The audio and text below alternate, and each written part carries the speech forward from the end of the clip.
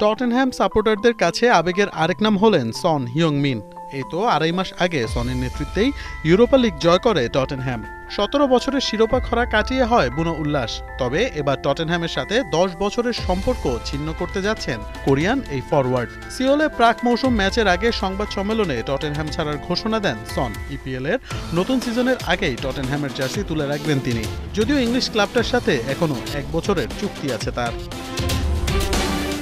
২০১৫ সালে বুন্দেসলিগার club Leverkusen ছেড়ে English club টটেনহ্যামে যোগ দেন এই ফরওয়ার্ড। ক্লাবটির হয়ে খেলেছেন ৪৫৪টি ম্যাচ, জিতেছেন ইউরোপা লিগ এবং দলকে একবার উঠিয়েছিলেন চ্যাম্পিয়ন্স লিগের ফাইনালেও। টটেনহ্যামের ইতিহাসে অন্যতম সেরা একজন খেলোয়াড় হচ্ছেন সন। ক্লাবটির হয়ে করেছেন ১৭৩ গোল। যদিও গেল সিজনটা মোটেও ভালো কাটেনি এই কোরিয়ানের।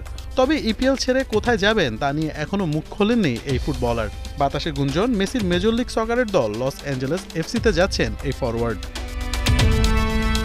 সংবাদ সম্মেলনে এসে নিজের বিদায়ের কথা জানানোর সময় আবেগাপ্লুত হয়ে পড়েন এই ফুটবলার। মনে করিয়ে দেন টটেনহ্যামের সাথে তার অনেক স্মৃতির কথা। আমার ক্যারিয়ারে এটা সবচেয়ে কঠিন সিদ্ধান্ত, অসাধারণ সব স্মৃতি। সিদ্ধান্তটি নেওয়া খুব কঠিন ছিল, কিন্তু আমার মনে হয় এটাই সঠিক সময়। ২৩ বছর বয়সী এক তরুণ হিসেবে আমি উত্তর লন্ডনে এসেছিলাম। খুব অল্প বয়সী একটা ছেলে যে ইংরেজিতেও কথা বলতে পারত না। এখন পরিণত হিসেবে এই ক্লাব ছেড়ে যেতে পারাটা খুবই গর্বের বিষয়। তবে কেন বা কি কারণে ক্লাব ছাড়ছেন তিনি তা নিয়ে কোনো ধোঁয়াশা রাখেননি সন। জানিয়েছেন ক্লাব ছাড়ার পেছনের বড় ভূমিকাটা হচ্ছে ইউরোপিয়ান শিরোপা। ইউরোপিয়ান শিরোপা জয়ের পর মনে হয়েছে সম্ভাব্য যা জিততে পারতাম সবই জিতেছি।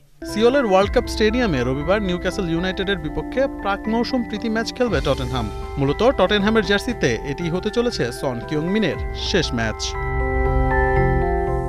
মোহাম্মদ আদনান, ৭১।